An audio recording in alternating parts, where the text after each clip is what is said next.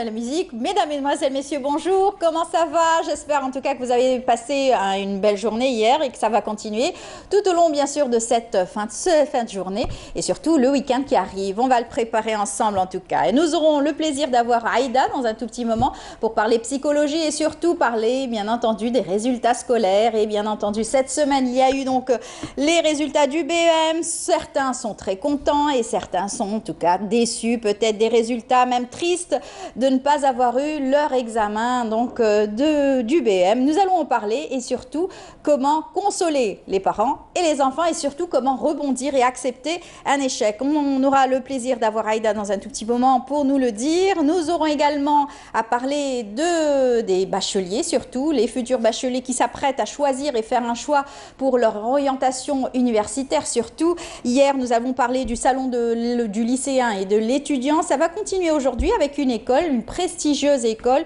en tout cas qui a été créée en 2004 et qui est en tout cas une référence dans l'excellence. Il s'agit donc de l'école supérieure algérienne des affaires. Nous aurons son directeur général sur notre plateau pour la première fois pour nous parler surtout d'une cérémonie qui aura lieu ce 8 pour la sortie de promotion. On en saura plus tout à l'heure sur cette école. Le football est à l'honneur, mais le football féminin plus précisément, avec l'entraîneur qui sera parmi nous. Elle viendra nous parler bien sûr de cette frange aussi qui est très importante aujourd'hui, qui se développe de plus en plus. Et quoi faire, comment encourager ce football, le football féminin ici en Algérie? Eh bien, toutes ces questions seront posées à notre invité. Nous allons parler également de l'agence algérienne de rayonnement culturel. Plusieurs activités culturelles sont dressées et tracées avec la musique et surtout une très belle exposition qui aura lieu donc le 6, samedi 6. Et bien entendu, nous aurons l'artiste peintre sur notre plateau pour nous en parler en détail. Nous terminerons l'émission avec notre collègue Nazim Aziri pour nous parler de cette émission spéciale 5 juillet, fête de l'indépendance et fête de la jeunesse. Une belle émission donc sera préparée, présentée donc demain soir sur Canal Algérie. Il sera là pour nous donner quelques grandes lignes de cette émission. Voilà, c'est tout le programme qu'on a choisi pour vous. J'espère que vous allez passer un bon moment en notre compagnie. Et puis sans plus tarder, je vous laisse en compagnie d'Amel Haribi qui s'enrhume un petit peu ce matin pour nous parler donc des nouvelles du ciel.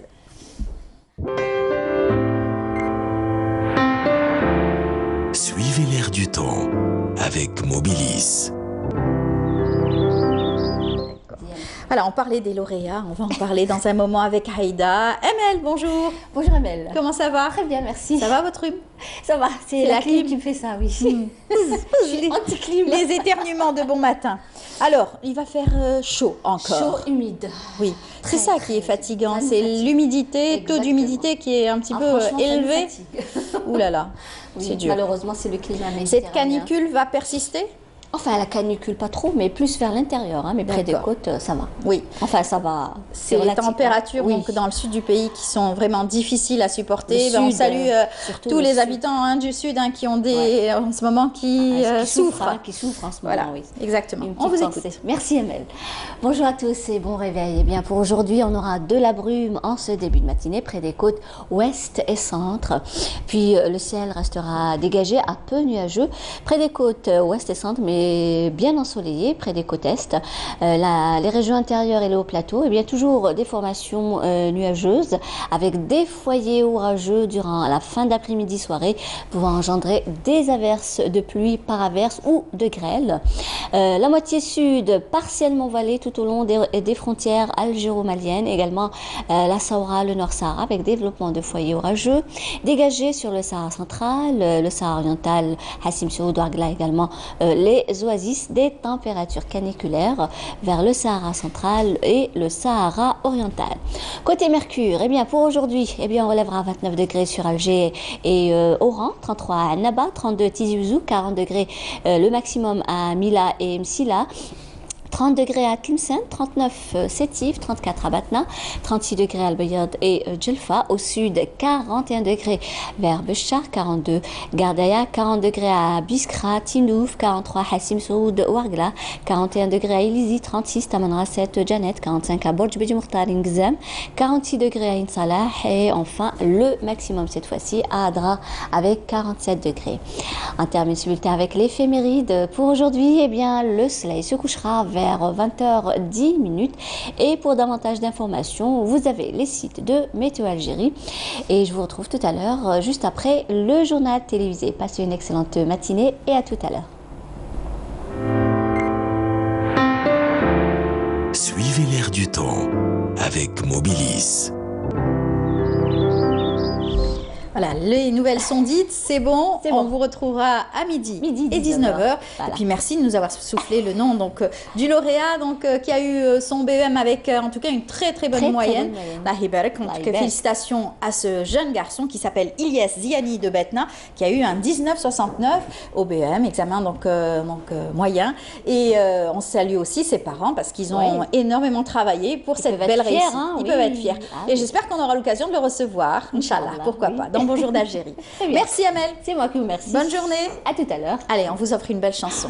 Avec une chanson qui a fait le tour du monde, une chanson qui a été reprise parce qu'elle a eu un énorme succès. C'est donc du groupe Babylone, Yazina. On se retrouve juste après. Mes neveux l'adorent.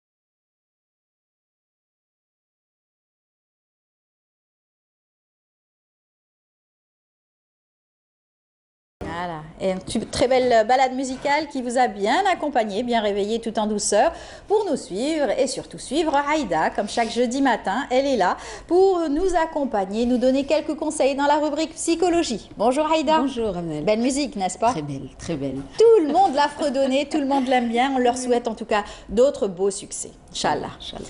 Comme on souhaite des succès à tous nos bambins, les enfants qui passent des examens, qui ont souffert, les parents aussi qui ont beaucoup travaillé tout au long de l'année.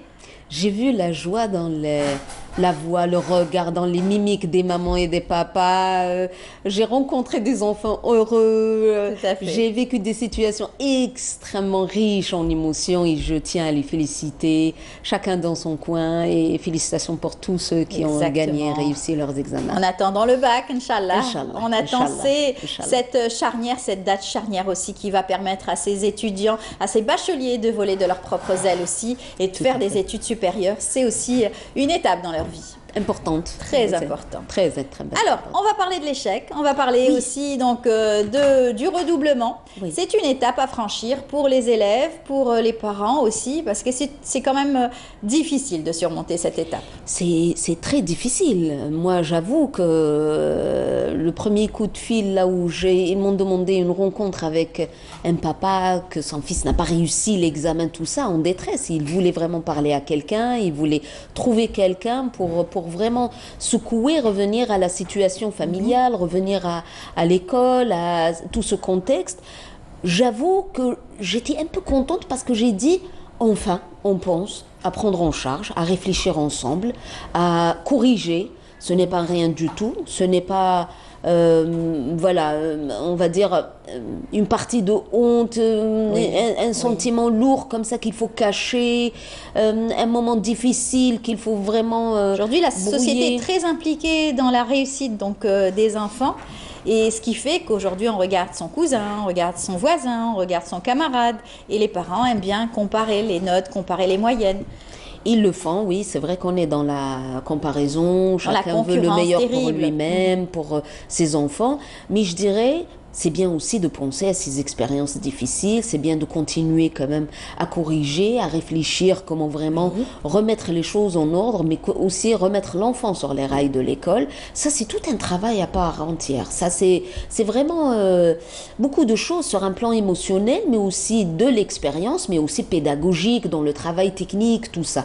Et j'avoue que l'échec lui-même, c'est quelque chose qui nécessite qu'on s'arrête. On a beaucoup félicité les gens, encouragé, on a toujours parlé de la motivation, comment on peut s'inscrire dans ce travail pédagogique, technique, comment on peut vraiment aller au-devant et puis affronter nos peurs et nos symptômes qui nous entourent.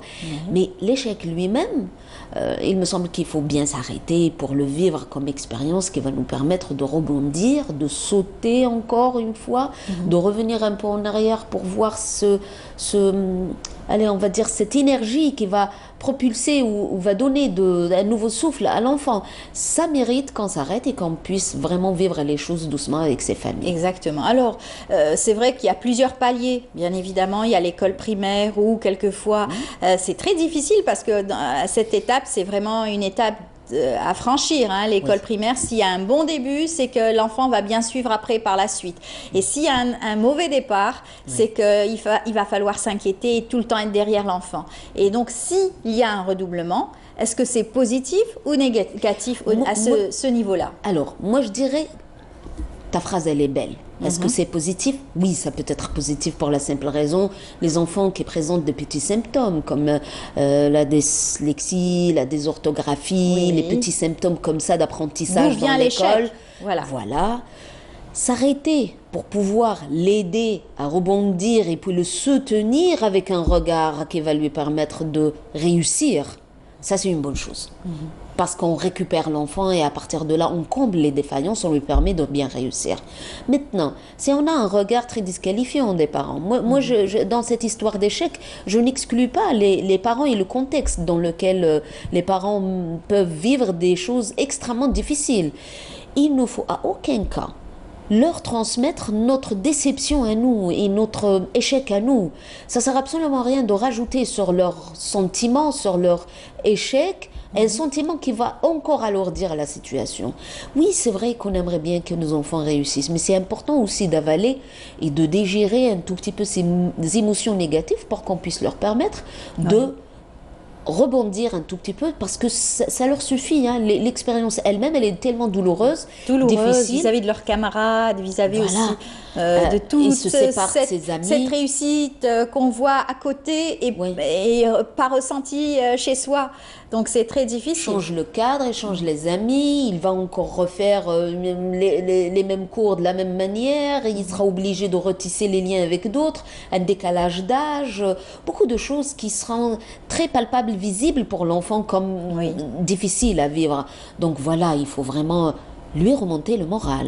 Alors, mais est-ce aussi qu'il- travailler sur les compétences. Si on parle du primaire. Oui. Est-ce que il est bon que les parents, c'est-à-dire soient plus durs durant l'année que durs après les résultats? Mais je vais te dire, Amel, dur, ça sert absolument à rien avant, après, ça, pendant, ça sert absolument à rien. Le plus important, ce n'est pas d'être dur. Le plus important, c'est d'identifier là où ça va mal. Parce que identifier, c'est juste connaître là où ça marche pas. Oui. Comment ça marche pas? Parce qu'il passe par un moment difficile, parce qu'il y a un frère qui l'a bousculé, parce que c'est un divorce dans la famille, parce que c'est un deuil des grands-parents, parce Et que si l'enfant n'a rien de tout ça et il angoisse refuse de la feuille blanche, et il attention, refuse de il y a- travailler, c'est un feignant. un feignant, il faut chercher la motivation. S'il est feignant, il est là, il compte juste sur son intelligence, il a besoin d'être boosté un tout petit peu, motivé un tout petit peu. C'est dans le jeu, c'est dans la pédagogie, c'est comment instaurer un cadre là de récolte de points, c'est travailler sur cette motivation pour pouvoir le placer au devant. Identifier là où ça va mal. Oui. Ça sert absolument à rien de rester dans les généralités. Oui. Il est comme ça sert absolument à rien de l'aider. Il n'a pas travaillé durant l'année, j'ai fait des cours et de l'argent, tout ça. Exactement. Il faut faire très attention. Les cours, de l'argent, ça ne veut pas dire que c'est un cadre parfait. S'il est démotivé, s'il est blessé de l'intérieur, s'il est malade de l'intérieur, C'est vrai. s'il a une angoisse avec la feuille blanche, les cours, c'est un bon gain, c'est extraordinaire. Mais le jour J de l'examen, il ne va pas le réussir pour la simple raison qu'il n'a pas su répondre à cette feuille. Et à partir de là, ce n'est pas les cours la solution. La solution, c'est de pouvoir l'accompagner face à C'est ça. obstacle, Et- face à une inhibition, C'est face ça. à un échec particulier. Et comme là, vous le il- dites souvent, chaque personne, chaque enfant est différent. Absolument. Donc il y a des enfants qui ont une capacité de compréhension rapide. Oui. Il y en a d'autres qui ont besoin donc d'être concentrés Oui. davantage. Oui, oui. Et c'est très difficile de les captiver. Eh ben, la difficulté, elle est là. C'est tellement fin. Et c'est le travail de psy. Hein. Le psy, qu'est-ce qu'il ajoute aux parents? Qu'est-ce qu'il ajoute à ces personnes proches, à la famille, tout ça? C'est ce regard différent, là où il prend le temps de pouvoir lire exactement, là où existe la défaillance. Mais après, corriger la défaillance, c'est apporter la solution après.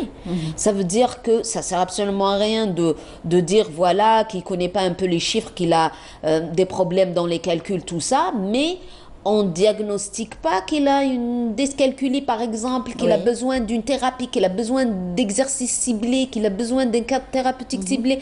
Et à ce moment-là, on a quelqu'un qui est brillant. Quand on l'accompagne, on fait les cours avec lui, mais on ne sait pas ce qui se passe le jour de l'examen ou à l'école ou tout ça. Moi, je souligne quand même la relation avec les enseignants. Je souligne aussi la relation avec les professionnels. C'est très important. Souvent, un gardien de l'école, souvent un directeur, un surveillant, un enseignant comme ça qui a un mauvais transfert, on va dire, une Oui. relation, tout ça, invite les parents à corriger ça et à voir de près. Les harcèlements, on en a beaucoup parlé. Tout à fait. Oui. Les enfants amoureux. Oui. Ah, Ouais, ça les- existe, hein, bah oui. Il n'a pas réussi, pas parce qu'il n'est pas intelligent, Ah, parce qu'il- mais parce que, voilà, sa Il est copine- distrait. Voilà, Oui. l'enfant est distrait. Justement, si on puisse juste, voilà, on est en train de balayer un tout petit peu juste pour voir sur quel doigt on peut poser un tout petit peu notre intérêt et puis essayer d'apporter ce qui va de mieux. Mais après, Oui, pardon. Hein. On a vu donc l'échec chez l'enfant donc au primaire. Il serait quelquefois bon de refaire la classe, par exemple, Oui. refaire l'année, donner un peu plus d'énergie, et d'assurance à l'enfant, de bien commencer une bonne base, avoir une bonne base hein, dans l'école primaire, à l'école primaire. Le CM aussi, les études secondaires aussi, c'est très important. Arrivé au bac, c'est vrai que ça y est, toute la formation est là. Hein. Ah oui. Soit on travaille, soit on ne travaille pas. Absolument. Et C'est différent. l'échec du bac n'est pas aussi dramatique Oui. que l'échec au secondaire et au primaire. Oui, je trouve. Ça, c'est vrai. Parce que c'est une expérience à part entière. Ça, c'est une responsabilité à part entière. C'est l'individu là où il a acquis, là où il a compris, là où il devient responsable de ses actes. Et si je projette un peu sur la théorie, ben, l'adolescence, c'est un tout petit peu ce cycle de vie, là où il n'est plus enfant, mais il fait partie un peu de l'adulte C'est sans ça. qu'on lui donne cette autorité toute complète. C'est pour ça que son échec, il le porte sur son dos. C'est un tout petit peu la Il est qualité. responsable. Il est responsable, c'est différent. Et c'est pour ça probablement je reviens un pas en arrière par rapport au CEM, collège, là où les enfants sont moyens, ils n'ont pas encore mûri, ils n'ont pas Voilà, encore encore acquis compris. l'expérience. Compris Leur échec, l'importance oui. de l'enseignement et Leur surtout échec, il faut qu'on le souligne comme expérience à part entière, n'a rien à voir avec leur personnalité. Souvent, les notes ne reflètent pas la personnalité de l'enfant. Il a un 18, ça ne veut pas dire qu'il est excellent dans le social, il joue bien, il est épanoui, qu'il réussit l'art et la musique, et il joue merveilleusement bien. Hein. Il peut être un petit robot comme ça qui exécute les consignes, où il apprend par chorisme, et en même temps, avoir un 2, un 3, un 5, un 7, un 9, virgule, ne reflète pas sa vraie personnalité. Il a échoué, mais ça ne veut pas dire qu'il ne sait pas quelques matières, qu'il n'a pas les compétences dans d'autres domaines. Donc il faut travailler sûrement pour séparer un tout petit peu ce qui est expérience de notes et ce qui est l'école, le vécu, ne reflète pas sa propre personnalité. Et c'est pour ça que si on essaye de corriger, c'est un tout petit peu une partie de ce qu'il vit, mais pas le tout total. Pas il est mauvais, échec, tu sers absolument à rien, ça sert absolument de t'aider, de t'accompagner, tout ça. Il faut faire attention. Il y a des cas où c'est vraiment difficile de supporter, soit l'échec, soit bien sûr d'avoir été si proche du but et ne pas pouvoir accéder à la classe supérieure. Par exemple, à 9,99, à 9,80, 89. Absolument. Là, c'est très difficile. Est-ce qu'on doit dire ah, tant pis ou oh, dommage, il aurait pu être acheté et ça va encore le casser? Regarde, moi je transmets toujours quelque chose dans le regard. C'est important qu'on puisse lui dire, tu n'as pas réussi, essaye encore. Va au-devant, remets les choses en jeu. Si on le vit de l'intérieur comme quelque chose de négatif, tu n'as pas réussi, tu n'as pas réussi. C'est difficile à vivre, à transmettre l'émotion telle qu'elle est. Vaut mieux s'inscrire dans quelque chose qui va lui permettre de comprendre que, allez, reprend à nouveau. Comment on peut lui donner cette force? Et lui donner cette force, c'est d'abord de lui permettre de placer les mots sur un programme futur. Exact. Ça veut dire lui dire, eh ben, on va travailler sur quelque chose d'un côté. Ça va ramasser nos énergies négatives et ça va ramasser notre colère et notre déception, mais aussi ça va lui permettre de se projeter comme ça et de quitter un tout petit peu ses sentiments négatifs pour qu'il puisse réfléchir à ce qu'il va donner encore, quel modèle, bon modèle, tout ça. Mais j'ajouterais aussi que c'est très important aussi de travailler sur l'émotion, comment on peut lui donner cette responsabilité, comment le responsabiliser dans son acte. On peut l'aider, l'accompagner, tout ça, ça ne s'arrête pas là. Il faut le mettre dans la place de quelqu'un de responsable qui va Il ne faut pas l'enfoncer, non, par contre. Voilà. Alors ça, ce qui nous amène à parler aujourd'hui du comportement des parents qui aujourd'hui est difficilement donc acceptable parce que quelquefois les parents en font trop. Soit ils sont un peu trop tristes, soit ils montrent carrément que ça y est, c'est la fin du monde et que voilà, l'enfant n'a pas réussi et c'est terrible, ils sont dans une détresse, etc. Alors quoi faire dans ce cas-là? Quand il faut consoler d'abord les parents. Les parents, c'est une grande histoire. Je vais te dire pourquoi. Parce qu'ils oublient que dans leur voix, il y a beaucoup de choses qui passent. Dans leur attitude, il y a beaucoup de choses dans leur regard, dans les épaules, dans la manière d'approcher l'enfant.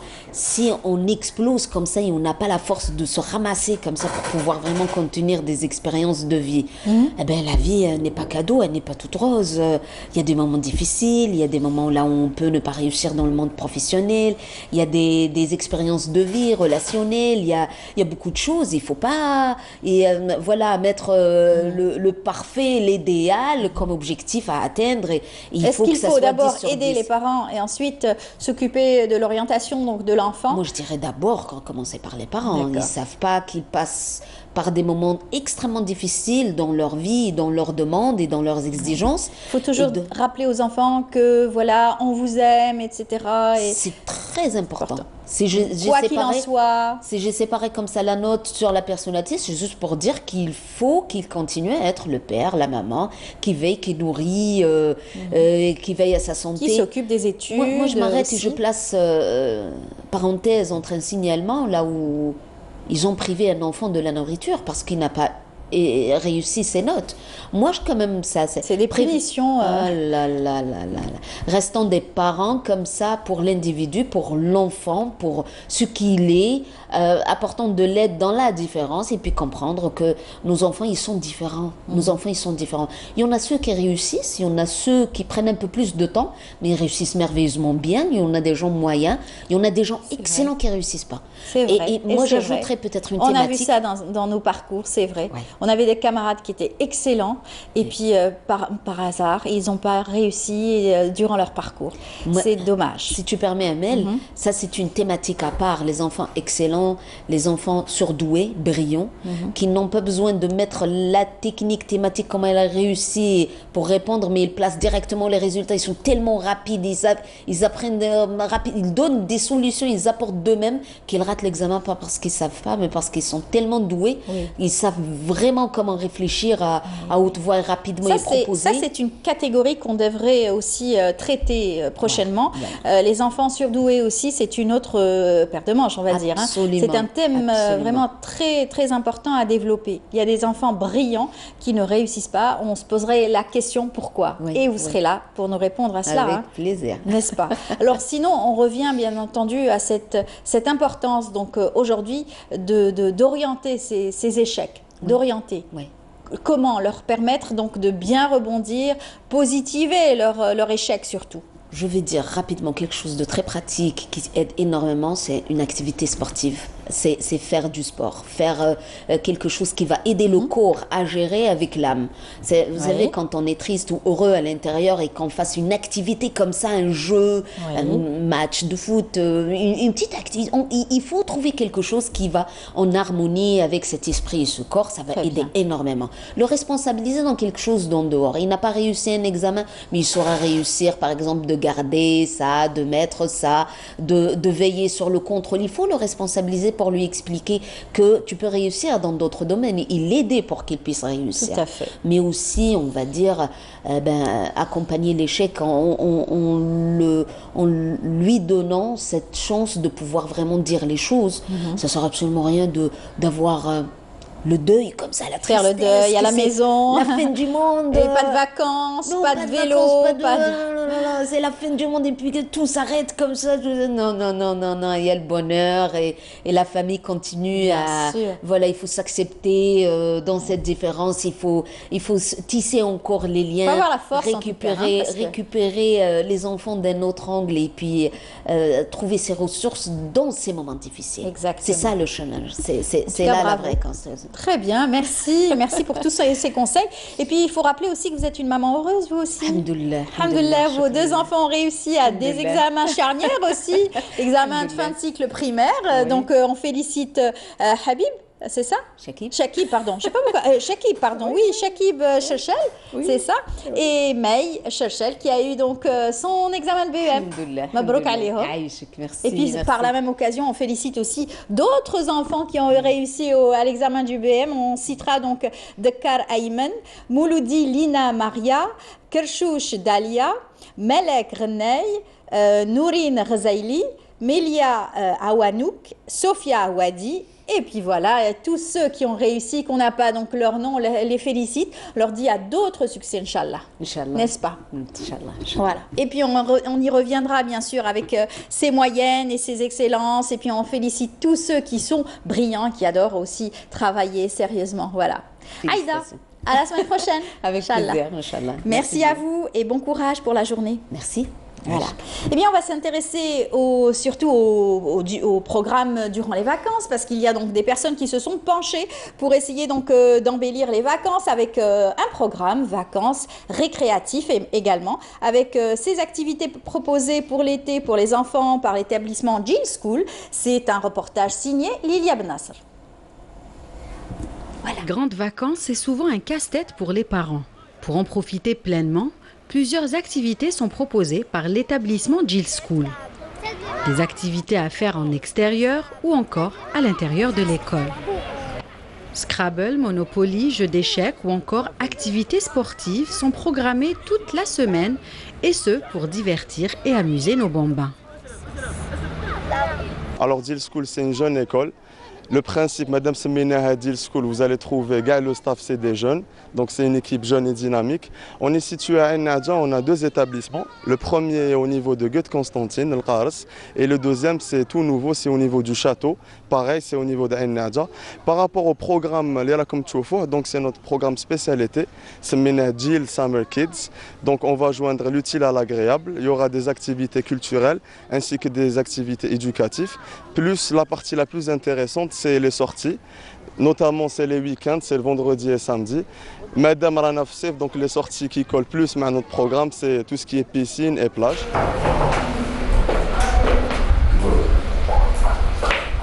Perfectionner son anglais durant l'été est également possible grâce aux différents cours programmés. اسمني ياسر في عمري 11 وجيت لها كملنا عطلة تاع كملنا القراية وانا في عطلة تاع الصيف جيت لهنا جيسكو باش ما نقعدش في الدار نضيع وقتي هنايا حالة يدونا الاخر لي بيسين يديرونا الرحلات يقريونا انساتي الاخر ملاح يقروا مليح وراني لاباس لهنايا اسمني منال دوكا في العطلة تاع الصيف كملنا القراية جينا في جي سكول خير ما نقعدو في الدار والانسات ملاح يقريوني ملاح. واش يقريوك جوستو؟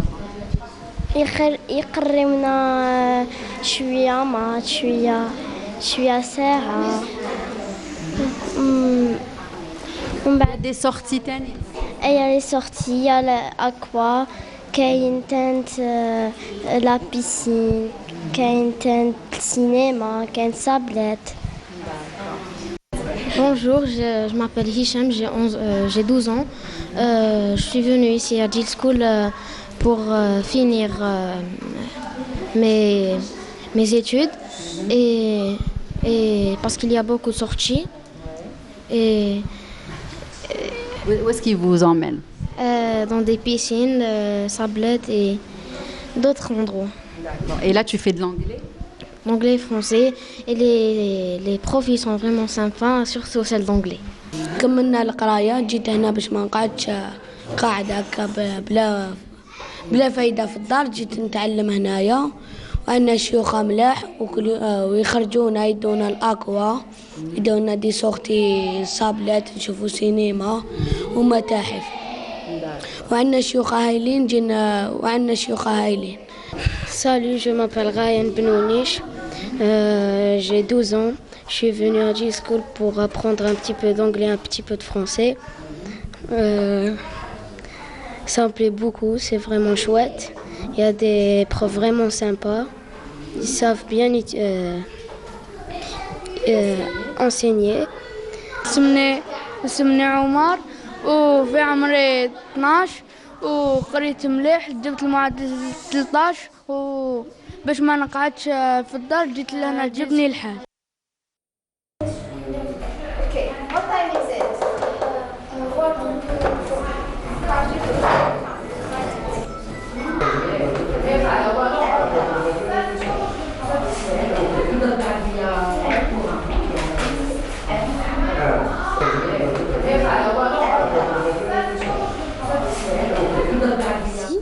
Alors, de retour sur le plateau, nous allons parler cette fois-ci d'une école, comme je vous l'ai annoncé en sommaire, une école d'excellence, en tout cas une école publique avec son directeur général qui est parmi nous pour nous en parler. Il s'agit de l'école supérieure algérienne des affaires, à sa tête, Monsieur Karim Kiared. Bonjour.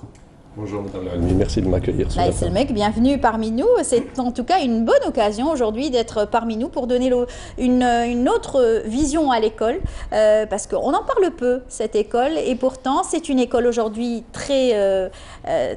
une école d'excellence d'abord, et surtout très convoitée, on va dire, par les étudiants qui veulent réussir, qui veulent faire un travail de manager, voilà. Effectivement, c'est une école assez... Je peux dire que c'est une école assez connue, et j'en suis fier d'être à sa tête aujourd'hui, parce que c'est une école d'excellence, effectivement, comme vous venez de le dire, et elle s'adresse à des populations diverses et variées. Ça va aux étudiants post-bac jusqu'au PDG, donc c'est une école qui délivre des diplômes de licence, de master, mais également des diplômes de MBA, d'executive MBA. Tout à fait. Et elle est très active au niveau de la formation continue, nous ne cessons de le répéter, parce que c'est très important de le dire aujourd'hui. Voilà. On va développer tout cela d'ailleurs, hein, et tous les diplômes que vous délivrez au sein de cette école. Il faut saluer aussi, puisque vous êtes à la tête de cette école depuis déjà mois d'avril, c'est tout récent. Vous êtes le premier directeur algérien à être à la tête de cette école, donc bravo et félicitations. Merci à vous. Bon, effectivement, je suis à la tête de l'école depuis 3 mois et voilà, je suis très heureux et très content et surtout très fier d'être à sa tête. On vous a choisi par votre profil, pour votre profil et vos compétences aussi. Il faut rappeler que vous êtes un pur produit de l'école algérienne. Vous avez fait l'université de Bebzouar, informatique. Oui, effectivement. Moi, déjà, je suis fier d'avoir joui de la confiance du conseil d'administration qui m'a chargé de cette mission. Effectivement, j'ai un parcours... bon, je ne suis pas venu aujourd'hui pour parler de moi, mais... Oui, mais c'est très bien de pouvoir dresser le profil de notre invité et surtout rappeler aussi les compétences pour lesquelles vous avez été choisi pour gérer cette école, parce que c'est une école très importante et où il est important de savoir manager, donner aussi cet exemple à vos enseignants et à vos étudiants également. Alors, vous êtes passé par plusieurs étapes dans votre cursus universitaire. Vous avez fait donc des études brillantes en informatique, vous avez été formé, vous avez fait le CERIST, vous avez enseigné à Bebzouar pareillement, vous avez eu un diplôme en INT, c'est cela? En fait, dans les télécoms, j'ai effectivement, j'ai eu une activité avant de partir à l'étranger. En fait, j'ai travaillé en Algérie, j'ai fait de l'enseignement, j'ai travaillé au CERIST, donc j'ai fait essentiellement des télécoms. Je suis de background informatique, effectivement, et suite à des études en télécommunication, j'ai fait beaucoup de services, effectivement. Donc j'ai travaillé... Services, de gestion de projet, direction de projet également. Effectivement, donc j'ai travaillé dans la banque, dans les télécoms essentiellement, mais également chez des éditeurs logiciels et des constructeurs, sans citer les marques.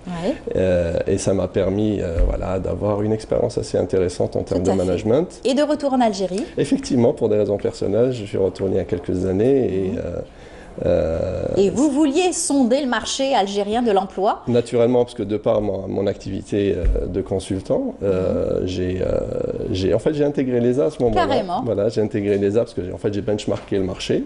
J'ai regardé toutes les écoles qui activaient sur le marché algérien. Et en fait, à ce moment-là, j'avais choisi l'ESA pour faire un executive MBA les week-ends et ça me permettait également de connaître le marché algérien un peu plus. Ça m'a beaucoup servi et ça me sert encore aujourd'hui. Parce qu'à ce moment-là, ça m'a permis de connaître un peu le tissu industriel algérien à travers mes camarades de classe, si on peut dire ça comme ça. Et ça m'a permis également de connaître l'ESA de l'intérieur, parce que j'étais client, dans la posture du client. J'en garde un très très bon souvenir, et quelques années, je suis devenu directeur de l'école. Et ben voilà, incroyable. Donc ça vous fait quoi aujourd'hui de revenir à l'ESA à travers donc, votre direction, puisque vous en êtes aujourd'hui à la tête? Déjà, écoutez, c'est un honneur, vraiment c'est un honneur, parce que c'est une école d'excellence. C'est un honneur également parce qu'en fait j'ai connu tout le personnel de l'ESA que je salue aujourd'hui, parce que c'est grâce à ce personnel que l'école est restée à ce niveau-là d'excellence et de qualité de l'enseignement. Donc c'est très important aujourd'hui de les saluer et de leur rendre ce qu'il leur est dû. Ceci dit, personnellement, je trouve que l'ESA aujourd'hui, elle a besoin d'un nouveau souffle, même si elle est elle a un niveau très appréciable au niveau des programmes. J'estime que c'est la première business school et la meilleure du marché. C'est très important aujourd'hui pour développer l'économie du pays, d'avoir donc des jeunes chefs d'entreprise capables de pouvoir gérer, manager aussi une équipe et de pouvoir aussi aller concurrencer des multinationales. Merci de me permettre de rappeler que c'est une école public, oui, le droit algérien, c'est une école publique. à but non lucratif, c'est très important de le dire, parce que son objectif, l'objectif de sa création initialement, c'était de répondre aux besoins des entreprises algériennes et des multinationales installées en Algérie. Donc c'est pour le marché algérien que l'ESA a été créé. Tout à fait. Et donc son ancrage est vraiment, et son ADN, c'est répondre aux problématiques locales et une ouverture à l'international à travers les différents partenariats. Donc nous avons, je peux les citer si vous voulez, donc nous avons des partenariats pédagogiques avec l'île 2, avec l'IAO de Lyon, l'Université de Lyon Jean Moulin, Cash Business School et Audencia, notre formation phare triple accréditation destinée aux exécutifs MBA. Donc voilà, c'est dans l'ADN de l'ESA, donc un ancrage local et une ouverture internationale. C'est très important cette ouverture internationale. D'ailleurs, la signature, la création de l'ESA, ça s'est fait donc un 13 juillet 2004. Ça a été donc signé par 2 gouvernements pour justement permettre aux étudiants de profiter de cet échange international dans la formation, dans l'enseignement et de pouvoir goûter à cet enseignement aussi tourné vers le management. Effectivement, c'est très important de le dire parce que c'est né de la volonté de 2 pays qui sont l'Algérie et la France pour construire une école qui répond réellement aux besoins de l'économie algérienne à ce moment-là et surtout en termes d'excellence de management et de répondre à un certain nombre de problématiques qui n'étaient pas réellement adressées par les écoles de formation. Et une autre chose très importante, parce qu'en fait, de par sa tradition de business school, elle est là pour asseoir cette rigueur et ce rituel qui est celui de l'excellence, mais également à travers la cérémonie qu'on va avoir dans quelques jours. C'est très important, les cérémonies, on va en parler tout à l'heure, mais c'est vrai que ça sera fêté le 8 juillet, et bien entendu, beaucoup attendent cette journée, parce que c'est une vraie, une vraie habitude de l'ESA, très attendue, les rituels aussi de l'ESA, de ces cérémonies plus précisément, et surtout c'est un campus où règne une atmosphère particulière, donc de travail, de réseau associatif, de travail associatif au sein donc de l'école. Effectivement, nous aurons peut-être l'occasion d'aborder également les diplômes que nous délivrons, on va en parler bien à un sûr. moment donné, mais c'est très important de dire que l'ESA, au-delà des diplômes et au-delà de l'excellence pédagogique et tout ce qu'il y a autour de cette excellence et d'enseignement, c'est également un campus et c'est surtout un esprit. C'est-à-dire nos étudiants, moi il y a quelques jours, excusez-moi cette anecdote, j'ai été vraiment épaté d'assister à une célébration organisée essentiellement par nos étudiants, les étudiants de l'ESA que je salue aujourd'hui. C'était une action à destination des enfants trisomiques en collaboration avec une association et j'étais vraiment très ému et très heureux d'assister à cela. Et donc en fait, les projets associatifs font partie des validations de diplômes, et voilà, c'est une partie intégrante et ça permet à l'ESA et surtout à ses étudiants de s'insérer dans cette société, d'agir. Donc la responsabilité sociale de l'entreprise fait partie de l'ADN de l'ESA, donc c'est très important de le dire. Nous les avions reçus, ces jeunes étudiants de l'ESA, ils sont en 2e année, ils passeront en 3e, donc ils étaient brillants et très heureux de pouvoir avoir donc à concrétiser cette belle opération avec ces enfants trisomiques. On parle aussi de ces diplômes que vous donnez, vous permettez aux étudiants d'acquérir, qui vont aussi être une étape charnière pour leur développement au niveau économique aussi. Effectivement, en fait, je ne sais pas si j'ai assez de temps, mais je vais essayer vraiment d'être synthétique parce que je sais que votre émission est très regardée et c'est très important pour nous également de toucher aux familles algériennes, mais également à l'entreprise algérienne à travers votre émission précieuse. C'est qu'aujourd'hui, nous adressons une population qui va du post-bac jusqu'à des PDG qui ont plus de 60 ans. Et ça, c'est très important de le dire. C'est-à-dire, nous agissons à tout point de vue sur les futurs managers et sur les managers actuels. En termes de formation diplômante, nous avons la licence, donc L1, L2, L3, et également les masters. Donc c'est la population, c'est l'investissement futur du pays, disons cela comme ça. Et en fait, c'est une licence en gestion. donc délivré par l'IDLE. Au niveau du master, nous avons plusieurs spécialités, entrepreneuriat, marketing, banque, finance et comptabilité audit. Donc voilà, après en fait c'est une population, donc nous avons organisé il y a quelques jours les journées portes ouvertes de l'ESA. C'est une occasion pour nous d'accueillir les futurs bacheliers. Donc nous avons accueilli essentiellement des parents d'élèves et des futurs bacheliers pour leur montrer le campus, leur parler de nos programmes, leur insuffler un peu de l'ADN de l'ESA. Les orienter surtout, les guider à travers cette formation et surtout les différents enseignements que vous prodiguez au sein de cette école. Alors parlez aussi donc des formations indépendantes aussi que vous faites avec les entreprises. Ça, c'est des courtes durées aussi, c'est très important d'en parler. Justement, en fait, avant d'en parler, j'aimerais également, et c'est lié parce que c'est notre pôle EXAC qui se charge de ces formations, nous avons des formations en MBA et Executive MBA. MBA signé également par Cash Business School, notre partenaire là-dessus et l'IDLE, mais également l'Exec MBA, qui est notre formation phare, donc carte de visite. C'est une formation triple accréditation par Audencia, qui est une des business schools les plus cotées à l'internet. Oui, ils sont présents sur 4 continents, je crois, et nous sommes en train d'approfondir. Nous sommes en train d'approfondir le partenariat avec eux pour encore avoir plus de qualité, parce qu'en fait, il y a une innovation en termes pédagogiques, en termes de qualité des enseignements. Il faut aussi s'adapter à la demande du marché. Donc, vous avez cette lourde tâche aujourd'hui. Vous êtes un observateur, carrément. Vous êtes, il n'y a pas très longtemps que vous avez été nommé à la tête donc, de cette école. Vous aussi, vous avez votre propre vision.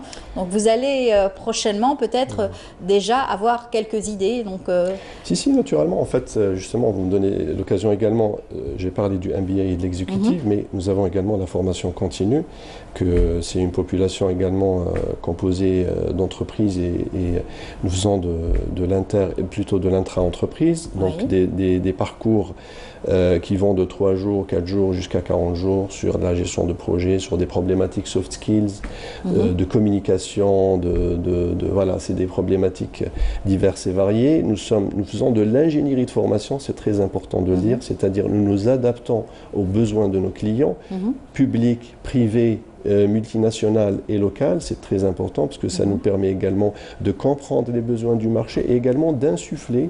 Donc nous nous inscrivons dans une universalité du savoir que nous insufflons au niveau local. C'est très important de le dire. Après, nous avons des projets, vous l'avez bien souligné, Madame Lalmi. Nos projets sont divers et variés.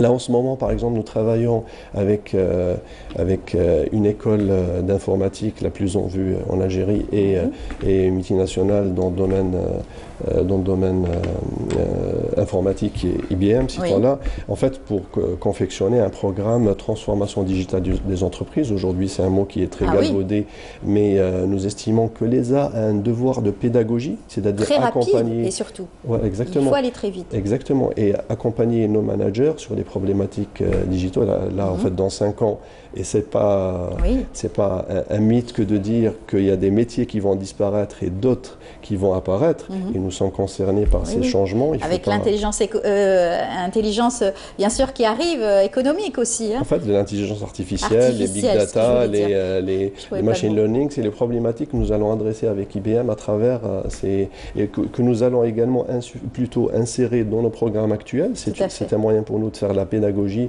et de préparer nos futurs managers et nos managers aux transformations du monde qui arrivent. Donc c'est très important, universalité et localité. Donc voilà, je ne sais pas si j'ai répondu à votre question. Oui, bien sûr. C'est très important. Ce qui nous amène aussi à parler de la cérémonie, c'est pourquoi vous êtes là aussi. Le 8, donc il va y avoir la sortie de promotion. C'est très important, c'est un rituel, c'est une tradition au sein de l'école. Donc les futurs diplômés sont très heureux d'arriver à cette journée précise. Et cette année, vous l'avez signée et dédiée à Maurice Audin. Effectivement, vous dites très bien, c'est-à-dire c'est une tradition et c'est ce qui fait la spécificité de la Business School, c'est-à-dire c'est un moment solennel, il y a une cérémonie très rigoureuse où il y a un rituel, nous accueillons des officiels, des entreprises et surtout des étudiants et des parents, les parents des étudiants, parce que c'est également un moment convivial, familial. Donc il y a ces deux aspects. C'est un aboutissement. Exactement, parce que il y a des rituels également de jeter de toge. Et voilà, c'est très important, c'est un moment assez émouvant pour nos étudiants. Et cette année, vous l'avez dédié à Maurice Audin. D'ailleurs, on voit sa photo. Lui qui était jeune mathématicien, arraché à la vie, malheureusement. Cette année, ça a été une année aussi très importante. Le décès de Josette Audin, après avoir donc vu, enfin, su la vérité, l'assassinat est reconnu, l'assassinat officiel par l'émitaire français, donc de Maurice Audin. Et voilà, c'est très important. Effectivement, les arts est un temple du savoir. Et Maurice Audin était un scientifique, un mathématicien qui enseignait à la fac d'Alger. Donc en fait, pour nous, le lien était tout à fait normal et d'un point de vue symbolique, c'est très fort parce que c'est quelqu'un qui a offert sa vie pour que l'Algérie vive indépendante. Et pour nous, en fait, cette symbolique, elle est très importante, ce don de soi, parce que nous transmettons à nos managers et à nos futurs managers également des valeurs. Et dans ce don de soi, il y a toute la symbolique qui est liée au savoir et également au sacrifice pour son pays. Surtout à la veille de la célébration du 5 juillet, une date très importante pour tous les Algériens et surtout pour la jeunesse, parce que c'est aussi le symbole fête de la jeunesse. Rappeler encore une fois le sacrifice de tous ces aînés et tous ces chouhada qui ont permis à cette jeunesse de pouvoir être libre et indépendant. Et si je peux me permettre également, le symbole et le lien est tout fait entre Maurice Audin, Maurice Audin mais également le dynamisme et la créativité de la jeunesse algérienne qui s'est manifestée place Audin. Voilà, le lien, il est tout fait. Bravo, en tout cas, merci à vous. On vous souhaite plein de belles choses pour cette élection et surtout pour cette école. J'espère que vous reviendrez encore une fois sur notre plateau. C'est pas la première fois, vu que c'est votre premier, c'est votre baptême. Hein. Exactement, c'est mon baptême et je suis très très heureux, très honoré de l'avoir fait avec vous, Madame Lali. C'est gentil. Je reviendrai avec grand plaisir. Merci beaucoup à vous. Bonne chance aussi aux étudiants qui donc s'apprêtent à avoir donc leur diplôme et célébrer tout cela avec tous les parents. Je les félicite d'ores et déjà et Mubarak alaykoum. Merci beaucoup. Voilà, merci à vous. Eh bien, on va continuer tout de suite à travers un reportage signé Kamel Swig qui nous fait découvrir un gîte écologique du côté de Tizi Ouzou.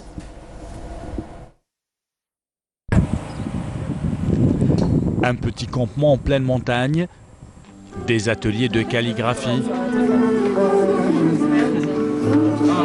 de poterie. Ce qui est important, c'est l'objet. Ensuite, la base sur laquelle vous insistez là. Bienvenue à Taltat. Les participants qui ont été séduits par ce cadre naturel se sont réunis grâce à Facebook et Instagram. Les gens ont besoin de ça parfois. Ils ont besoin de découvrir s'ils ont une vocation ou qu'on se laisse emporter toujours par le mode de vie des vides, des grandes vides. Je pense que tout serait différent de faire quoi que ce soit dans un endroit pareil. Après, ça dépend de... c'est l'ambiance qui va jouer, c'est l'entourage, c'est les gens qui sont autour et puis on est beaucoup plus détendu. Pari réussi pour Yacine, lui qui a laissé tomber la capitale pour la beauté de la Kabylie. Je voulais lancer un nouveau concept en écotourisme. Et puis c'est à partir de là où l'idée a germé. Donc là, je me suis lancé sur ce projet-là. Et puis là, ça fait une année qu'on est sur le terrain. Et puis là, maintenant, vous voyez, c'est tout le monde qui vient de partout. Donc on reçoit des étrangers, on reçoit du monde partout. On travaille sur réservation uniquement. Voilà.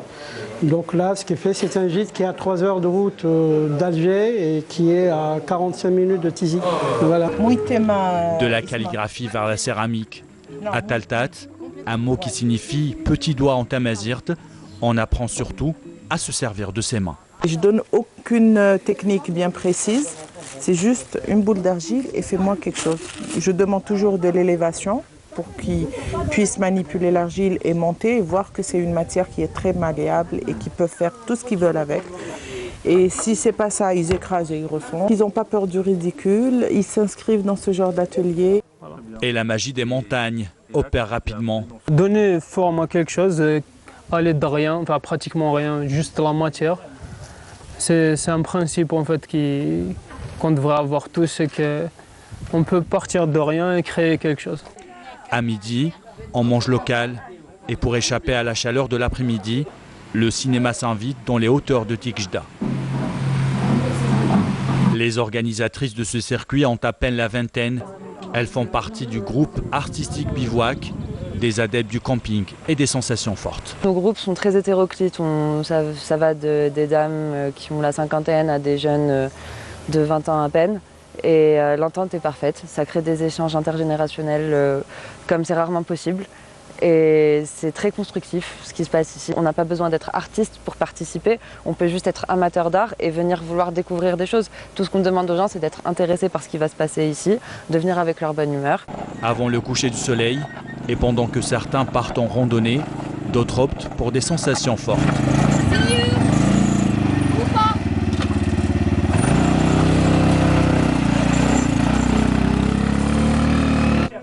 Soirée musicale, randonnée nocturne, des activités qui ne font pas oublier aux visiteurs des Boudraren de profiter d'abord de cette vue imprenable sur Tikijda. Voilà, Kamel nous fait à chaque fois voyager à travers donc ces reportages et puis en tout cas une belle initiative donc de la part de tous ces organisateurs qui nous font découvrir ces gîtes. En tout cas, c'est très intéressant de développer cela ici, partout en Algérie, à travers donc tout le territoire national. Eh bien, on va parler culture et surtout, on va parler surtout programme de l'été avec notre invité Salah Romini. Bonjour. Bonjour à vous. On a toujours plaisir à vous recevoir. Comment ça va? Pour moi, alhamdoulilah. Alors, vous êtes le chef de service du département musique et spectacle vivant au niveau de l'agence algérienne du rayonnement culturel. Beaucoup d'activités, un programme toujours aussi plaisant. Oui, bon, on essaye un peu de varier les choses. Un programme d'été, un programme un peu en plein air. Voilà. Voilà, on essaye un peu de varier les choses, d'offrir à notre public quelque chose de nouveau, quelque chose de parce que c'est les vacances, il y a beaucoup aussi de visiteurs de l'Algérie, les émigrés qui viennent et touristes aussi qui viennent, donc il faut organiser tout cela pour permettre d'avoir un programme assez riche et varié à travers les salles de spectacle. Dar Abdeltaïf. Dar Abdeltaïf, justement, nous c'est notre siège social et en plus c'est un lieu en plus d'être culturel, il est touristique. On reçoit beaucoup d'invités qui viennent visiter la villa, une villa médiévale, une villa un peu mauresque, voilà, qui est un cadre agréable, un très beau jardin. Exactement. Voilà, et ça permet aussi aux artistes de pouvoir s'épanouir parce que vous faites énormément de résidences d'artistes tout au long de l'année. La villa a toujours été destinée aux artistes. Depuis sa construction. Elle a toujours abrité des résidences artistiques, des résidences de création. Et on continue à le faire. On essaye en tout cas de le faire. Et dans tout domaine confondu des arts. Ça part de l'art plastique à la musique, et en passant par la littérature. Samedi dernier, vous receviez Sofiane Maloufi. Oui, il était venu sur notre plateau pour parler de son spectacle. On avait aussi un spectacle de Mehdi Laifaoui. Mehdi Laifaoui, je me suis trompée. Oui, Mehdi Laifaoui, voilà, il va me pardonner, j'espère. Hein. Il était venu sur notre plateau. Et puis lui qui était habitué à ces résidences d'artistes et il en fait assez souvent avec vous. Exactement. Bon, pour lui, c'est une première expérience. C'était un showcase, un petit spectacle qui était super plaisant. Il y avait une très bonne ambiance. On a vraiment aimé. J'espère que le public aussi, suivant les échos qu'on a eus, tout le monde était ravi. Bien sûr, et cet échange avec les artistes aussi, c'est très important. La proximité avec le public, c'est très très important pour un artiste. On fait de l'art pour être vu, apprécié. Voilà, pour être proche aussi de ses admirateurs ou de ses fans. Donc, exactement. Vous avez eu beaucoup de photographes, d'artistes peintres, des Japonais, des personnes qui viennent pour la première fois en Algérie, qui profitent du cadre calme de la villa Abdeltaïf. Très, très calme, qui inspire, qui pousse à créer. Voilà, c'est exactement ça. Même nous, en travaillant à la villa, on trouve notre bonheur. Eh bien oui, vous êtes des chanceux. Bon, moi personnellement, mon bureau est à Saïd Hamdine, donc... Vous bougez beaucoup, vous êtes très porté d'abord sur la musique et puis votre univers, vous devez vous déplacer énormément. Oui. Alors, on va parler du programme musical pour cet été, allez-y. Bon, on commence par la musique, mon domaine. Oui. Voilà, bon, enfin, c'est un programme d'été, mais quand même, on a spécifié chaque mois tout seul. Bon, on a commencé par Mehdi Laifaoui le 29 juin passé. Là, on commence pour le mois de juillet. C'est des spectacles qu'on fait chaque samedi à la Villa, en soirée, enfin en début de soirée, à 20h. Voilà. C'est régulier. C'est régulier, tous les samedis jusqu'au mois de septembre, jusqu'à la rentrée sociale. Là, pour les samedis du mois de juillet, prochain samedi, on aura un groupe qui nous vient de la Rouate, le groupe Nomade. Très bien. Qui fait un peu de musique, de la world music. Très bien. Voilà, donc ils essayent un peu de fusionner. J'espère qu'ils pourront être sur notre plateau, pourquoi pas. S'ils arrivent dans la journée. Voilà, le souci c'est juste le timing, parce qu'ils arrivent le jour du spectacle, donc le temps des balances et tout, c'est un peu serré. Sinon, pour le samedi 13, on aura Mrim Ben Allal qui nous vient de Tlemcen, donc on change carrément d'univers, on part vers plus calme. Oui, mais elle qui est aussi tournée vers la musique moderne aussi. Oui, hein. oui. Elle excelle dans oui, mais bon, on parle travail de son musical. cadre. Oui, le cadre, il est andalou, un peu musique classique. C'est ça. Troisième semaine, le 20 juillet, Inch'Allah, on va essayer de rendre hommage à Ma'alem Ben Issa, Allah yarhamou. Voilà, donc on va essayer d'inviter un peu des gens qui l'ont connu, des artistes qui ont joué avec lui. Il y aura notamment Shakib Bouzid, le groupe Diwan El-Behja d'Alger, et on pense à d'autres artistes avec la présence de sa veuve. Voilà, ça c'est pour le 20 juillet.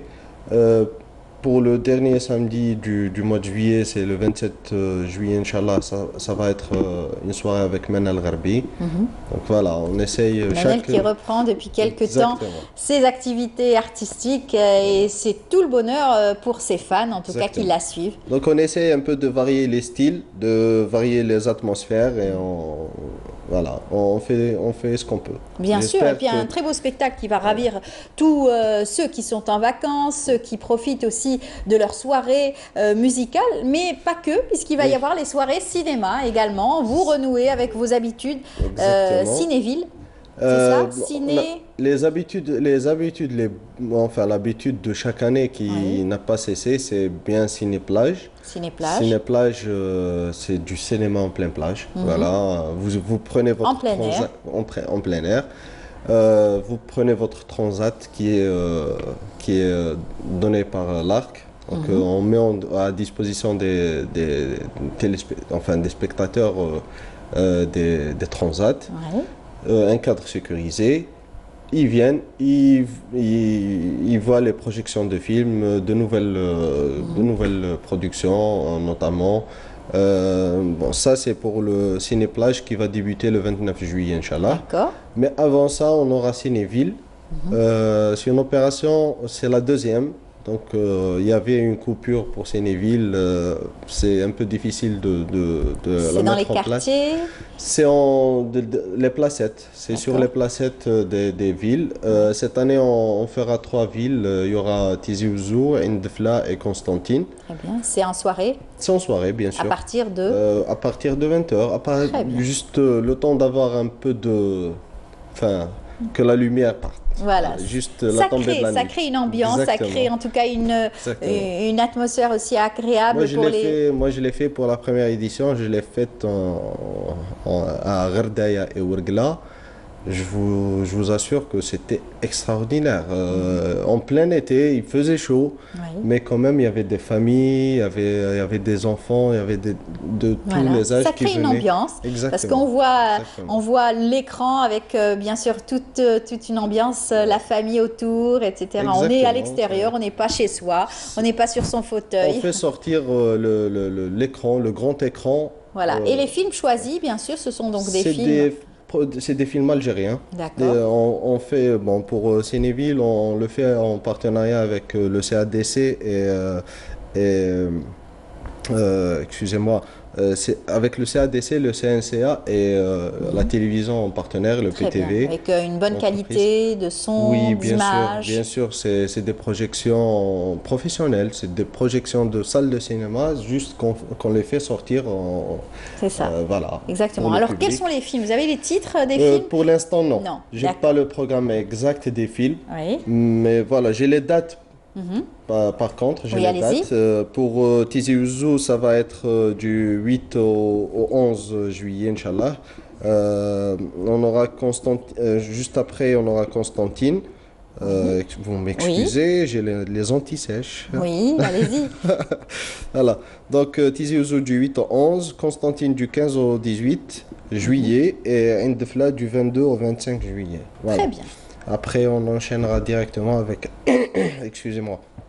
On enchaînera directement avec Ciné-Plage. On aura 4 villes qui sont El Qala, Béjaïa, Intemouchent et là encore, c'est en soirée. Là aussi, en soirée, bien sûr. Très bien. Toutes les projections, c'est à partir de 21h. Parfait. Voilà. Parfait. Voilà, c'est tout le programme donc. Ça, c'est pour le programme cinéma. On a aussi un programme de art visuel. Il y a la résidence, elle a débuté le 1er juillet jusqu'au 28 juillet, c'est la résidence d'artistes Ma'an, à Dar Abdel Latif toujours, en partenariat avec la maison d'art Modern Mob. Il y aura beaucoup de groupes d'artistes algériens, de la diaspora, des étrangers aussi. Il y a aussi du livre, donc chaque lundi. Enfin, les mardis, on aura des projections de films à la Villa Abdel Latif. Par exemple, le mardi 9 juillet, on aura le film documentaire Les Enfumades de la Dahra. Pour les livres, chaque lundi, on recevra un auteur qui présentera son livre. Le lundi 13 juillet, par exemple, on aura, plutôt lundi 15 juillet, on aura Ammar Belkhouja qui présentera son livre Ali Maachi, l'hymne assassiné. Ah oui, un formidable auteur, journaliste algérien qu'on aime beaucoup dans Bonjour d'Algérie, on le salue. Après ça, c'est des rendez-vous hebdomadaires. Donc le samedi, on aura une exposition art plastique après le spectacle, musique. Les lundis, on aura des auteurs qui feront des présentations de leurs ouvrages. Les mardis, c'est cinéma, donc des projections à la Villa Abdel Latif. En parallèle des programmes qui seront à l'extérieur de la villa. D'accord, voilà. Très bien. En tout cas, vous serez là à chaque fois. Là, vous avez donné les grandes lignes du programme de l'été qui s'articule autour donc, de la musique, cinéma, des ateliers, des rencontres. Excusez-moi, juste j'ai oublié une chose. Oui, allez-y. C'est les ateliers pour enfants. C'est un programme destiné aux enfants. Malheureusement, on a fermé les inscriptions vu le nombre qu'on a reçu. C'est des ateliers qu'on va faire à la Villa Abdel Latif destinés aux enfants. On a commencé par les arts plastiques. Donc on va ramener des profs d'arts plastiques qui vont donner des ateliers aux enfants. Puis on va continuer avec la musique. On ramènera des musiciens, des profs de musique qui vont donner des ateliers. Alors, aussi. mis à part Dar Abdel Latif, normalement, il y a d'autres spectacles dans quelle salle? Pour l'instant, pas de spectacle musique à l'extérieur. Très bien. Pour l'instant. Oui. À l'extérieur, c'est beaucoup plus le cinéma. Donc, pour l'instant, parfait. Voilà, on fait ça. Ben, merci beaucoup. Bon courage à vous. Et puis, bonne chance. Vous avez beaucoup de travail qui vous attend. Voilà, pour cet été. On travaille quand les gens sont en congé. Exactement. Voilà. En tout cas, Salah Remini, merci beaucoup. Je rappelle que vous êtes le chef de service du département musique et spectacle vivant au niveau de l'Agence algérienne pour le rayonnement culturel. Bonne chance à vous et bonnes vacances, on va dire. Merci à vous. Pour tous ceux qui s'apprêtent à passer de bonnes vacances avec l'ARC et puis avec d'autres institutions culturelles. Eh bien, je vous invite tout de suite à suivre ce reportage. On parle des sports à présent. Et ce reportage de Mortar Hamani qui nous fait découvrir un athlète, pas comme les autres. En tout cas, c'est un nageur, le nageur Jamel Sayoud. Et on se retrouve juste après. Jawed, pardon. 19 ans seulement et déjà la tête sur les épaules. Jawed Serioud, l'espoir de la natation algérienne, affole ces 2 dernières saisons les chronos. L'enfant de Constantine affiche fièrement son histoire avec les bassins. L'histoire avec la natation, elle a débuté en 2004 à Constantine. Ma sœur, elle voulait faire de la natation parce qu'elle avait des problèmes de dos et du coup, je voulais aller avec elle à la piscine et puis c'est comme ça qu'a commencé l'histoire de la natation. T'avais quel âge? J'avais 5 ans et là maintenant j'en ai 19 et je nage encore alhamdoulilah et ça se passe super bien. Et comme tout Algérien, la fibre patriotique est au-dessus de toute autre considération. Maintenant, oui, c'est sûr, le choix c'est l'Algérie. Et puis voilà, j'ai grandi en Algérie. J'ai la plupart de mes amis, voilà. C'est un choix, c'est un choix personnel. Après, c'est sûr, c'est mon pays de cœur et c'est tout quoi. Je me sens beaucoup plus algérien que français. Donc. Derrière la réussite de Jawed, le sacrifice d'un athlète, mais aussi celui de toute une famille. Maintenant, c'est toujours mon père qui a tout le mérite de ma carrière. Moi, je fais que nager. Après, les résultats, je pense qu'ils reflètent l'investissement de mon père. Et ouais, il s'investit énormément pour moi et je suis redevable et je pense que je serai redevable toute ma vie. Et c'est sûr que maintenant, ouais, c'est un gros investissement qu'il a mis sur moi. Maintenant, c'est à moi de bien lui rendre avec des bons résultats, Inch'Allah. Nous, en tant que son papa, que je le suis depuis qu'il était petit, on a fait vraiment beaucoup de sacrifices pour lui parce qu'on a 4 enfants quand même. On le vit bien, ça va, c'est pour lui, on fait un sacrifice juste pour lui. Comme ça, il accède au haut niveau. Et même, il a besoin de moi quand il enchaîne les courses, je l'aide à lui donner à boire s'il a besoin ou aller chercher ses affaires pour lui redonner juste après. Comme ça, il peut nager directement.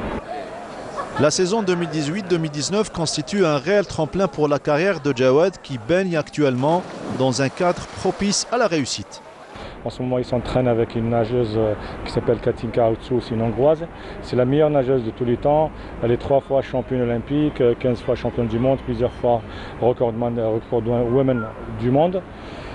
C'est pas pour rien qu'on la surnomme l'Iron Lady, la Dame de Fer. Et je bénéficie au quotidien de son expérience. Et après, c'est sûr, on travaille très dur. C'est des heures et des heures d'entraînement, mais ça vaut le coup parce que maintenant les résultats ils commencent à payer. Et puis Inch'Allah, c'est de bon augure pour la suite. Alors justement, la suite, parlons-en. Y a-t-il des indices révélateurs d'une grande carrière pour Jawed? Écoutez, l'instinct paternel, c'est mon fils, alhamdoulilah, il est quand même. Mais c'est les spécialistes qui le disent. Ce gamin, il a d'énormes qualités aquatiques. Maintenant, il faut les exploiter. Maintenant, j'aimerais bien voir mon fils sur le podium. Mais ça va être très, très, très difficile. Il n'est pas le seul, c'est comme des pyramides. Hein. C'est tout le monde qui prépare leurs nageurs et tout. De l'optimisme et du réalisme, c'est ce qui nourrit la carrière de Jawed. Et le fait d'être algérien, cela lui procure plus de force sur le plan mental. Même dans ma team Iron Sim, ils regardent la Coupe d'Afrique des Nations parce que justement ils savent que je supporte l'Algérie et puis tout le temps je reçois des messages, des vidéos par rapport aux résultats. Un pronostic pour l'Algérie? J'espère qu'ils iront loin, Inch'Allah. Après je les soutiens de tout cœur et après j'ai pas trop envie de donner de pronostic pour pas être déçu, mais j'espère qu'ils vont la gagner quoi, Inch'Allah. Et en attendant de grands résultats sur le plan international, Jawed Serioud ne rate pas l'occasion de remercier à sa manière la chaîne qui l'accompagne depuis son jeune âge. نبالي مني عندكم بزاف وانتم تسيبورتيو فيا et ديما نتفرج les émissions تاعكم الاثنين et c'est toujours un plaisir يعطيكم الصحة.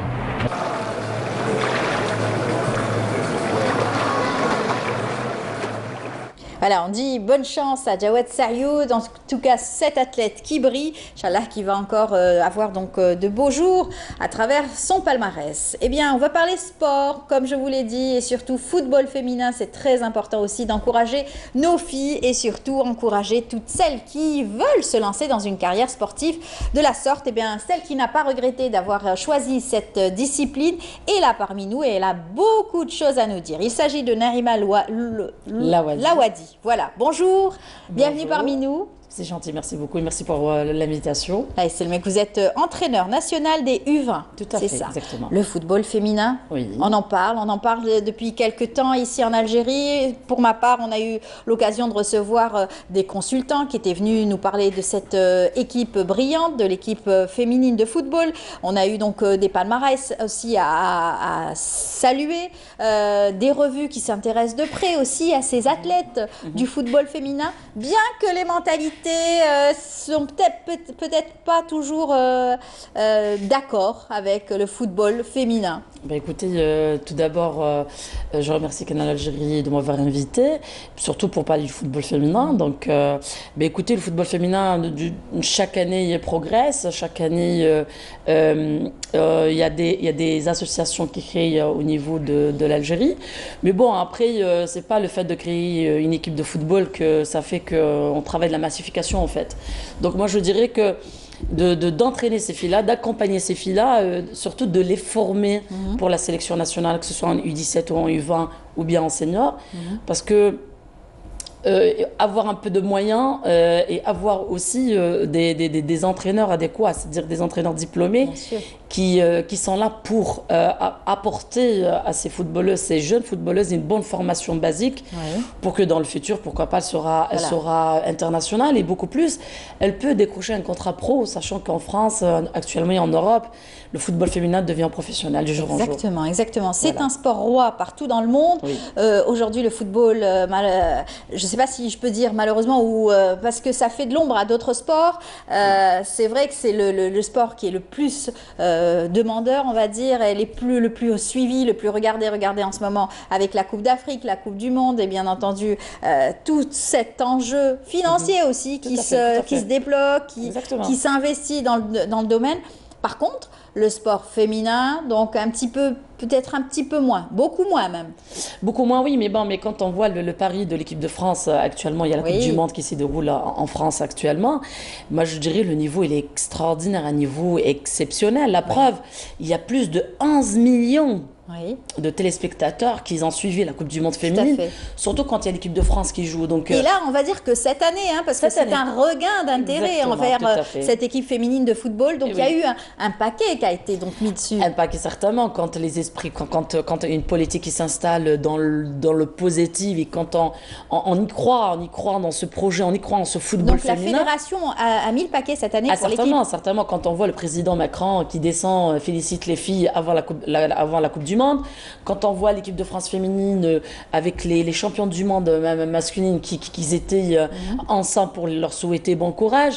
Donc ça me donne franchement c'est quelque chose d'extraordinaire. Je souhaiterais que ça va se passer chez nous et bientôt Inch'Allah avec le président Zetchi qui est pour le football féminin et surtout pour la formation et même les DTM, même le DTN et tous les responsables du football au niveau de la fédération qui sont là pour nous soutenir, pour nous encourager, pour nous accompagner, pour avancer. La preuve, vous êtes un exemple type aussi, puisque vous avez fait le choix donc d'intégrer donc une équipe féminine de football très tôt. Vous avez voulu faire du football. Vous êtes dans une famille aussi, on aime le sport. Vous avez un papa donc boxeur, c'est cela. Oui, tout à fait. Une sœur qui a fait du basketball. Mais bon, les années, malheureusement, on n'a pas pu réussir parce que les années 80, c'était difficile. C'était très difficile. Mais moi, je me suis imposée, vraiment imposée en les années 90. Donc voilà, le courage. D'avoir choisi le football, pourquoi? Le ballon rond.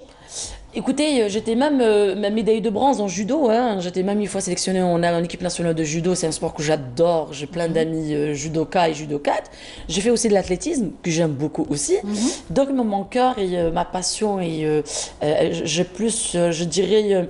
Mon cœur partait beaucoup plus en football. J'étais très douée en jouant au football. La preuve, en 96, j'ai créé l'équipe de la GSK féminine. Et pour dire qu'on peut intégrer une équipe de foot dans des clubs professionnels. Pourquoi pas ne pas prendre exemple de l'OLAS, qui a fait, qui s'est créé un an dans le football féminin.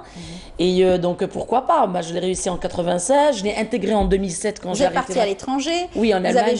Vous avez joué avec les plus grandes joueuses de football. J'étais nominée deuxième meilleure joueuse africaine, sélection mondiale au Stade de France au centenaire de la FIFA en 2004, où j'ai joué avec les meilleures joueuses du monde, contre les championnes du monde au Stade de France. Donc, coupe arabe, franchement, j'ai une belle carrière. Très très belle carrière pour une jeune footballeuse qui est partie pour dire, même en étant à l'étranger, que j'ai un talent et je pourrais donner le maximum pour l'Algérie. Et vous donnez tout cet espoir à cette jeunesse algérienne aujourd'hui qui veulent s'intéresser, qui s'intéressent donc au sport féminin en général, mais pas que, au plus précisément au football. Oui, tout à fait. Et développer cette discipline. Moi, je souhaiterais que dans le futur, que tous les sports, même parce que c'est vrai quand on parle du football féminin, on oublie d'autres sports, enfin football féminin, football tout court. Voilà. Donc le sport en général, le sport féminin en Algérie, il est vraiment... il leur donne pas beaucoup d'importance sincèrement. C'est pour ça que, parce qu'en fait, si on donne pas, s'il n'y a pas une bonne politique pour le sport féminin, dans tous les sports, hein, pas spécialement football féminin, il faut mettre le paquet. Il faut mettre les gens du métier, il faut mettre des gens compétents. Et il faut toujours en fait positiver et travailler à long terme pas à court terme.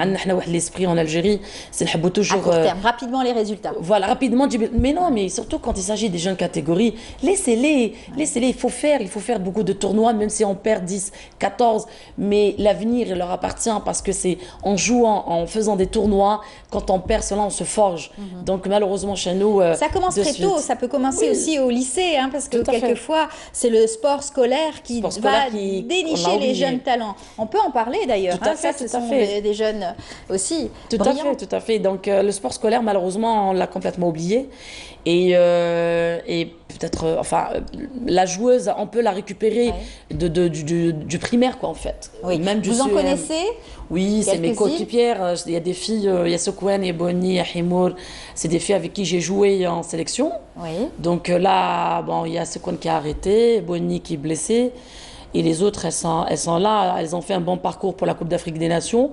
Malheureusement, elles n'ont pas passé le stade du premier. Oui, mais elles ont fait quand même un beau parcours. Un très très bon parcours. Très bien. Un très très bon parcours. D'ailleurs, ils étaient nominés meilleure équipe technique sur la phase de la Coupe d'Afrique des Nations. C'est déjà pas mal. Donc dans le futur, Inch'Allah, écoutez, il y a Yala, il y a Ryan. C'est des filles que j'ai côtoyées, avec qui j'ai joué. Et c'est des filles que je suis toujours en contact avec elles. Elles ont beaucoup donné en sélection nationale, avec beaucoup de joie et de bonheur, et avec le cœur, en fait, quand elles jouent au football. Ça, c'est une joueuse de l'OL. C'est tout un engagement, Certainement. Oui. Être footballeuse en Algérie, c'est pas facile.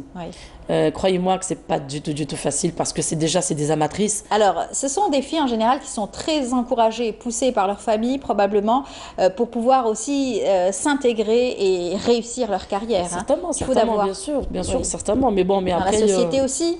La société, non, moi je dirais les mentalités ont beaucoup changé par rapport auparavant. Sincèrement, moi toute ma vie, c'est les stades. Moi j'étais la seule femme dans des stades où il y avait, comme à Tizi Ouzou par exemple, à 30 000, 20 000 supporters. Mais ils m'ont jamais dit quoi que ce soit. Sincèrement, à Tizi Ouzou, je sors comme une star, sincèrement, pour être très modeste. Même à Alger, j'ai fait ma carrière en tant qu'entraîneur dans différents clubs. Et sincèrement, que des félicitations, que des encouragements. Quand on se respecte, les gens nous respectent automatiquement. Et surtout que donner cette belle image de la femme algérienne avant tout. Donc je pense que les gens vont vouloir rendre autrement. Et certainement aussi quand on fait des résultats, les médias parlent de plus de nous. Vous avez besoin justement de cet effort aussi fait par les médias, les revues, les journalistes qui s'intéressent au sport féminin et notamment au football féminin pour pouvoir avoir une belle assise et pour pouvoir aussi obtenir des choses, obtenir un placement, obtenir aussi de pouvoir aboutir aussi à d'autres palmarès peut-être. Ça, certainement, mais la politique du championnat féminin par exemple, moi franchement, c'est quelle chaîne qui va venir filmer ou interviewer des joueuses à 9h du matin. Donc là, il faut revoir tout ça, en fait. Le système du championnat, il faut le revoir. Pourquoi pas, les années noires ont joué en Coupe d'Algérie, finale de Coupe d'Algérie, ont joué en finale au stade de 5 juillet, l'ouverture des garçons, où il y a 80 000 spectateurs, il y a beaucoup de publics qui ne connaissent pas le football féminin. Donc c'est une belle opportunité pour que les gens vont connaître le niveau du football féminin. Malheureusement, actuellement, les footballeuses, la Coupe d'Algérie se joue tout seul, quoi, en fait. À part, exactement. C'est à part, soit les U17 et les U20, après le lendemain, ou dans 2 jours, les seniors. Je dirais que on a des possibilités de pousser et de ramener les médias pour le football féminin. Mais bon, il faut changer quand même la programmation des matchs surtout. C'est vrai qu'il y a des problèmes de terrain. Les femmes, c'est toujours après. Malgré qu'on joue en Ligue 1, on a la priorité. Donc les terrains, c'est difficile que le directeur des stades vont leur donner le créneau à 15h ou à 17h.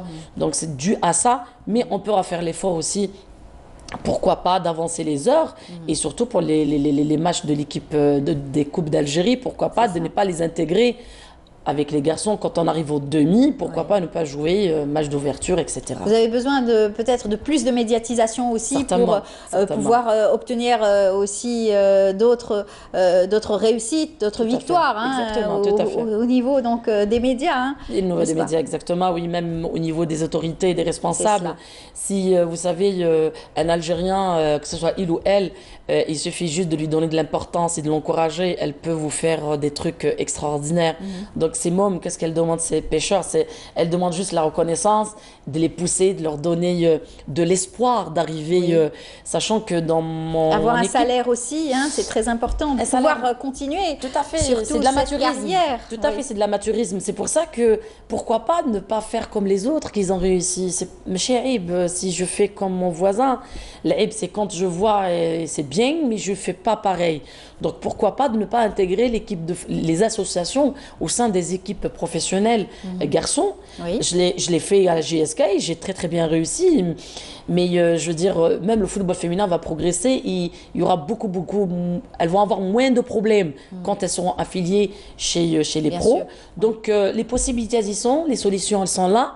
Est-ce qu'ils vont les accepter? Ça c'est autre chose. Oui, le type d'entraînement que vous avez aussi, rigoureux, toujours. Oui, très très très rigoureux. Moi je suis quelqu'un qui est très dur dans ma façon de travailler, mais en étant maman, sœur, c'est plus facile peut-être avec les filles. Plus facile, écoutez, les filles elles sont difficiles, elles sont pas faciles parce que vous savez, vous avez 30 joueuses, il faut travailler le mental. Et chaque fille, c'est pas la même mentalité. Est-ce qu'elles ont aussi un tempérament aussi de battante? Il y en a, oui. Quelquefois garçons. Garçons, non, moi je n'aime pas ça. Sincèrement, j'aime pas ça. J'arrête pas de leur répéter que vous êtes des femmes, vous êtes des filles. Restez des filles. Elles savent être aussi féminines, bien sûr. Oui. Vous allez voir d'ailleurs l'équipe nationale U20, c'est ce que je suis en train de travailler, de changer un petit peu cette mentalité, cette mauvaise image, et surtout ce regard vis-à-vis du public algérien, et surtout au niveau footballistique en fait. Et donc je fais en sorte que mes filles, elles seront exemplaires. Même j'ai 14 filles, elles vont passer leur bac. Pour vous dire, oui, 14 filles. Donc je leur souhaite, Inch'Allah, elles vont l'avoir. Au moins, elles vont gagner leur bac, comme ça, elles vont entamer les Jeux africains dans la bonne humeur et dans des zones positives. Ce sera pour quand, les Jeux africains? Écoutez, le mois d'août au Maroc. D'accord. Voilà, donc ça se prépare. Oui, ça se prépare sérieusement. C'est beaucoup de travail. Énormément. On était à Tikjida, on est rentré il y a à peine 2 jours. Et là, on en rentre aujourd'hui à Blida. Et donc, je remercie ma fédération qui nous soutient, qui nous donne vraiment les moyens et qui sont là pour nous pousser vers l'avant. J'ai qu'à leur dire merci beaucoup pour votre confiance. Inch'Allah, on fera quelque chose, pourquoi pas, de donner cette belle image de la footballeuse algérienne au champ international. Et ça sera quand le départ exactement? Au mois d'août de quel? Écoutez, certainement le 12 août. D'accord. Voilà, le premier match. On sera là avec vous, on vous encouragera écoutez, oui, parce que notre premier match c'est le 17 contre les Marocaines, match d'ouverture. Donc voilà. Ça serait bien justement d'en parler avant, pour pouvoir encore booster tous les morales de vos filles. Comme on le dit, et toutes ces filles qui s'intéressent au football féminin, bien entendu. On parle aussi de l'équipe en ce moment, l'équipe nationale qui est en train de défendre un titre aussi très important, donc la Coupe d'Afrique. Toutes les filles, j'imagine, suivent l'équipe aussi? Écoutez, quand on était en stage, automatiquement le match de l'Algérie... Ça a intéressé? Impossible qu'on va le rater. J'ai avancé la séance, j'ai décalé la séance pour regarder le match tous ensemble. Très bien. Et vous voyez l'ambiance, etc., de leur inculquer cette shahna, comme on dit, Est-ce qu'il y a un contact avec l'équipe nationale? Sincèrement, oui, il y a des joueurs qui nous ont souhaité à mes filles bon courage pour les Jeux africains. Ça me touche énormément. On salue le fair play surtout. Exactement. Ça veut dire que les joueurs aussi, ils encouragent les jeunes, ils encouragent le football féminin. C'est vraiment magnifique. Et puis pour l'équipe nationale A, moi franchement, je suis très très contente pour le résultat. Et puis pour la première fois depuis des années qu'on n'a pas réussi à faire 9 points, 0 but encaissé, meilleure défense, meilleure attaque. Moi j'ai plus meilleur entraîneur que du bonheur, quoi. Que demande le peuple? Bravo plus que ça. en tout cas, et puis on leur souhaite bonne chance. Déjà, Inch'Allah, elles auront leur bac pour les 14 filles qui sont dans l'équipe, et bien entendu entendu. Et puis bon courage pour ces Jeux africains et bien entendu l'équipe algérienne de football. J'espère de beaux jours devant elle. Inch'Allah, Yalbi, Inch'Allah. Et bon courage pour l'équipe nationale aussi pour le quart de finale. Inch'Allah, une belle victoire. Très Pourquoi bien. pas une finale. On a été ravis de vous recevoir. En tout cas, belle énergie positive. Bon courage pour vous parce que vous avez beaucoup de boulot en tant qu'entraîneur. Naïma Laouadi, entraîneur national donc, des U20. Et puis à très bientôt. Merci beaucoup. Merci à vous. Bien, ça sera aussi l'occasion de booster le moral donc, de ceux qui ont eu leur BEM. En tout cas, bon courage à vous pour la suite. Ils vont passer au lycée maintenant. On leur souhaite bonne chance. Félicitations alors à Dakar Ayman pour l'obtention de son examen de BEM. Mouloudi Lina Maria, Kerchouch Dalia, Malek Renei, Nourine Rezaili, Melia Awanouk, Sofia Wadi, Habib Cherchel, Mei Cherchel. En tout cas, bravo et en tout cas d'autres réussites, Inch'Allah. Et on donnera des noms encore au fur et à mesure, bien sûr, de nos émissions. Merci beaucoup de nous avoir suivis. Excellente journée à vous tous. Et on se donne rendez-vous demain, 9h, bien sûr, 11h, avec une émission spéciale 5 juillet avec Mahrez Rabia et tous ses invités. Merci à vous tous. On se quitte avec la belle musique, bien sûr, de DJ Moh Green, qui a fait une spéciale chanson pour la Coupe d'Afrique. Au revoir.